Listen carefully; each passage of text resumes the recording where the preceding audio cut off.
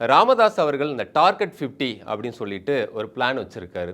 வரக்கூடிய 2026 சட்டமன்ற தேர்தலில் இரு பெரும் கட்சிகளுக்கு பெரிய அறுதி பெரும்பான்மை கிடைக்காது, மெஜாரிட்டி இருக்காது. அப்படி இருக்கும்போது நம்மளுடைய தயவோட ஒரு கட்சி ஆட்சி அமைக்கணும் அப்படிங்கும்போது நம்ம துணை முதல்வர் உள்ளிட்ட முக்கிய இலாக்காக்களை ஆட்சியில் வாங்கிடலாம் அப்படிங்கிறத அவர் ஒரு கணக்காக வச்சிருக்காருன்றதை நம்ம வந்து சொல்லியிருந்தோம். ஆனால் அண்மையில் தந்தைக்கும் மகனுக்குமான பிரச்சனையில் சோழிங்கநல்லூரில் நடந்த நிர்வாகிகள் கூட்டத்தில் அன்புமணி அவர்கள் பேசும்போது 2016 நம்ம மாற்றம் முன்னேற்றம் அன்புமணின்னு 234 தொகுதியிலும் தனித்தெல்லாம் போட்டிக்கிட்டோம்.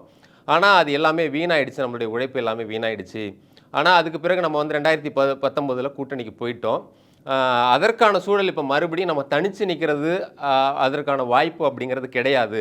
நம்மளுடைய மாற்றம் முன்னேற்றம் அன்புமணின்ற அந்த கேம்பெயின் வந்து இந்தியா முழுக்கவுமே சென்றடைஞ்சது. ஆனால் அதனுடைய ரிசல்ட்னு பார்த்தா நமக்கு திருப்திகரமாக இல்லைன்ற மாதிரி சொல்லியிருந்தார். ஸோ இப்போ அன்புமணி அவர்களுடைய கணக்கு என்னவா இருந்துச்சுது அப்படின்னா, எப்படியாவது அதிமுக பாஜக கூட்டணியில் இருந்தோம் அப்படின்னா ஒரு கணிசமான தொகுதிகளை வாங்கி ஒரு நல்ல நிலைமையில் ஒரு டபுள் டிஜிட்லாவது எம்எல்ஏக்களை பெற்று மறுபடியும் கட்சியை முன்னோக்கி எடுத்துகிட்டு போகலாம்ன்றது தான் அன்புமணி அவர்களுடைய கணக்காக இருந்துச்சு.